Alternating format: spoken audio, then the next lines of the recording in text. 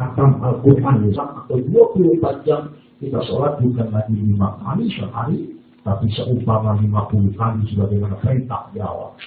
Dan kalau setiap hembusan nafas kita adalah zikir kepada Allah, setiap teguhan mata kita adalah tasbih kepadanya, dan setiap degup dari jantung kita itu adalah tahmid dan takbir semata kepada Allah. Ketahuilah Bapak Ibu, itu semua tidak akan pernah bisa menyamai dengan besarnya nikmat yang telah Allah turunkan kepada kita.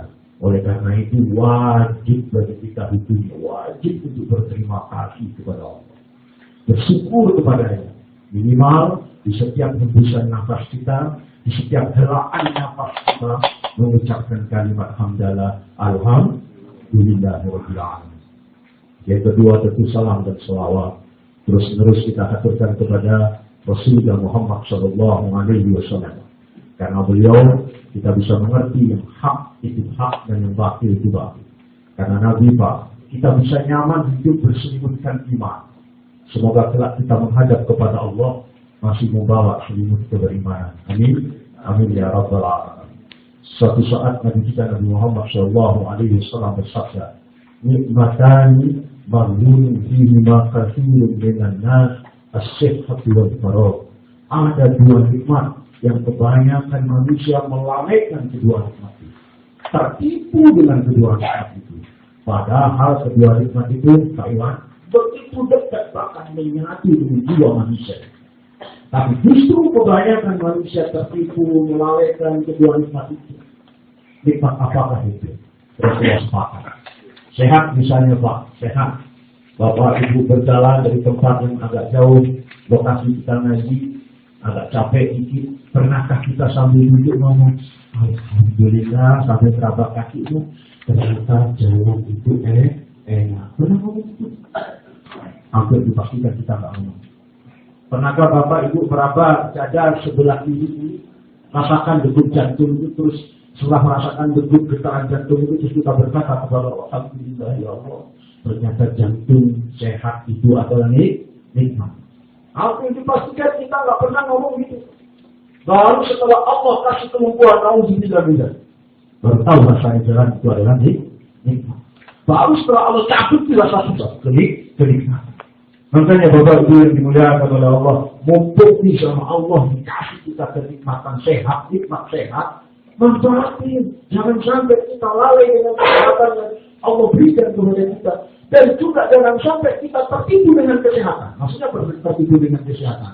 Dengan sehat, di waktu sehat, justru kita melakukan perbuatan yang tidak diridhoi oleh Allah Rabbul Alamin. Di waktu sehat, jalan tidak kepada masjid.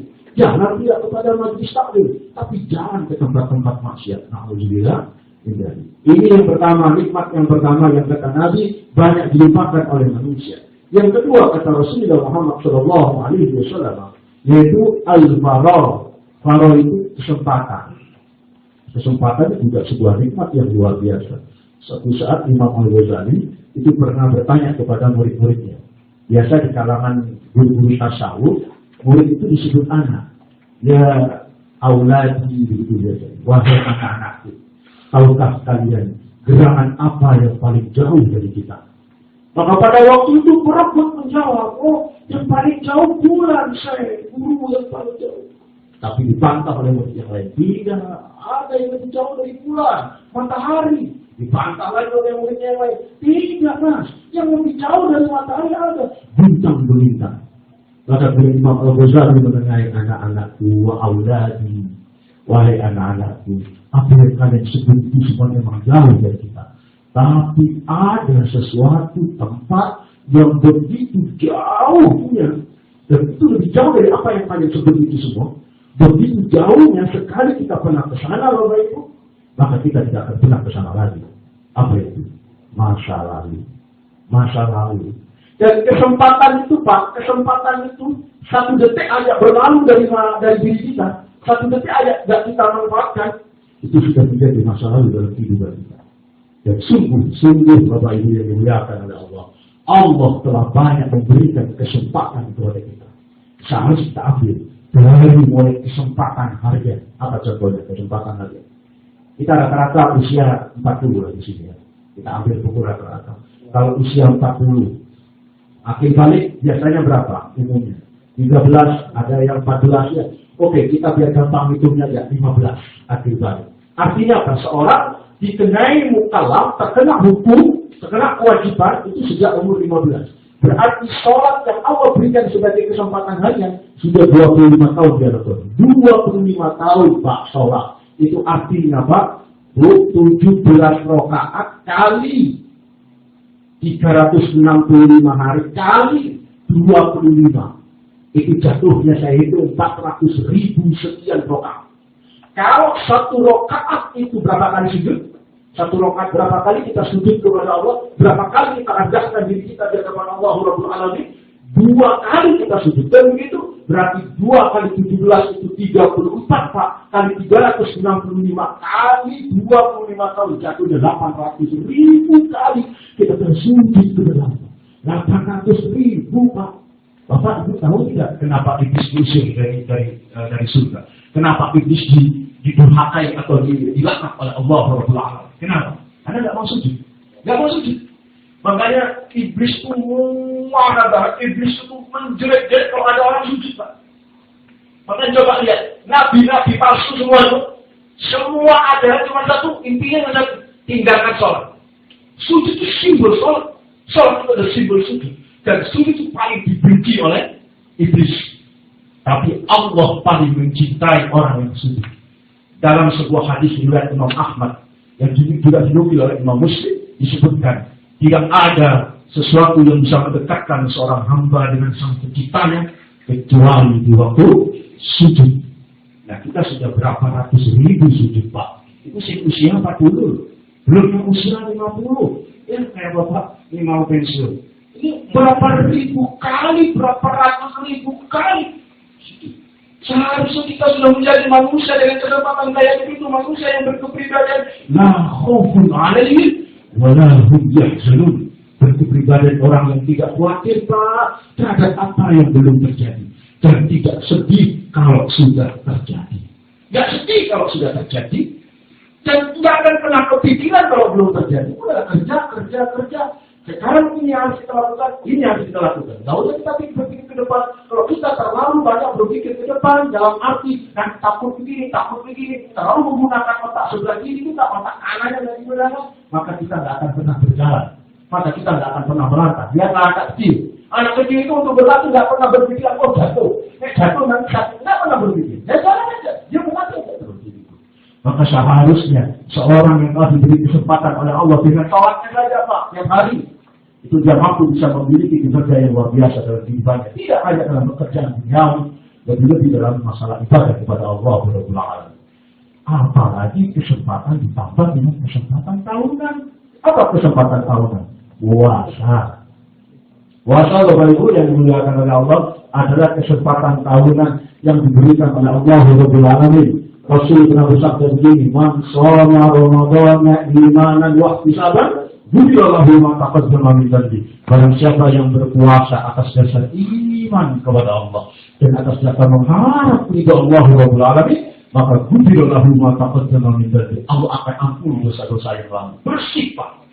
Sekali puasa Allah bersihin kita, bersih. Padahal tadi kita contohnya berapa kali puasa kalau begitu? 25 kita berpuasa. Kalau usia kita 40 Pak, 25 kali kita berpuasa. Seharusnya pribadi kita sudah pribadi yang tangguh. Seharusnya pribadi kita adalah pribadi yang menyenangkan orang banyak. Seharusnya pribadi kita yang pribadi yang memiliki kekuatan iman, keyakinan yang luar biasa, sehingga kinerja kita juga bagus dan mantap. Seharusnya. Tapi apa yang terjadi? Al-Fajr tua tetap tidak mengalami berubah. Pribadi kita masih sangat betul tidak? Sampai biasanya. Senang melihat teman susah melihat teman senang. Masih begitu saja kita. Padahal sudah 25 kali kita puasa. Saya ingin tanya, kalau ibu bapak hitung sendiri sebagai bagian introspeksi kita dalam hidup kita, ini puasa tahun ini kira-kira puasa yang keberapa? Kali kita malu sama Allah, ya Allah, ini sudah 26 kali saya puasa ya Allah. Tapi kenapa kok pancet aja bilang saya kayak begini? Yang mengalami perubahan yang lebih baik. Kenapa? Maka di sini saya ajak Bapak Ibu untuk mengintrospeksi diri gimana, kenapa sih puasa-puasa yang lalu itu kok tidak memiliki kualitas yang baik. Dan jangan sampai nih puasa tahun ini Pak, puasa yang akan datang ini yang kurang 5 hari lagi ini, jangan sampai ini kualitasnya lebih rendah daripada tahun yang lalu. Kalau bisa jauh lebih baik daripada tahun-tahun yang lalu, Bapak-bapak yang dimuliakan oleh Allah. Caranya gimana? Ya semua itu ada persiapan Pak. Semua itu ada persiapan.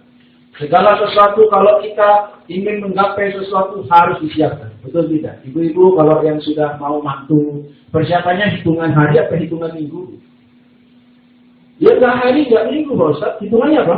Bulan. Ya hitungan duit juga kan? Hitungan duit juga, betul. Maksud saya persiapannya itu di samping hitungan duit juga hitungan apa? Bulan, waktu lama, nggak mungkin. Oke, nggak ada guyonan. Apa bedanya kepaten sama kemanten? Kalau kepaten nggak pakai persiapan. Nggak ada ceritanya orang kepaten sudah disiapkan 3 bulan yang lalu. Nggak ada. Dadaan ya kepaten ya. Tapi kalau kemanten, mesti ada persiapan. Karena kepingin acaranya benar-benar bagus kan begitu. Apalagi puasa Bapak Ibu. Kemarin di kampung saya itu Pak, kampung yang tadi kita ngobrol di Jemuran Dayani, itu yang namanya acara 17 Agustus Pak. Itu sudah dipersiapkan sejak bulan Februari. Saya sempat protes. Kok kesuwen semua apa? Lama banget, apa namanya? Terlalu lama bersama ke bulan Februari. Loh, Pak Ustadz nggak tahu, 17 Agustus itu pas 17 Ramadan. Artinya, Agustusan itu ya Ramadan Pak Ustadz. Nah, jadi kalau bisa kita tarik itu ke depan, yaitu di bulan Juli. Karena itu kita persiapannya bulan Februari. Kita bilang, Mas, meskipun sampai tarik sampai Juli pun, coba itu, Februari, Maret, April, Mei, Juli. 5 bulan. Apa nggak kesuwen mempersiapkan itu? Apa nggak terlalu lama? Tidak, Pak Ustaz. Supaya kita benar-benar maksimal acara kita. Nah, akhirnya saya bilang begini. Coba kalau Ramadan kita kayak begitu. Yang namanya ngaji tarhib itu saya sering tuh ngomong sama panitia-panitia. Ini undang tarhib itu jauh juga. Jangan kurang 5 hari persiapan Ramadan.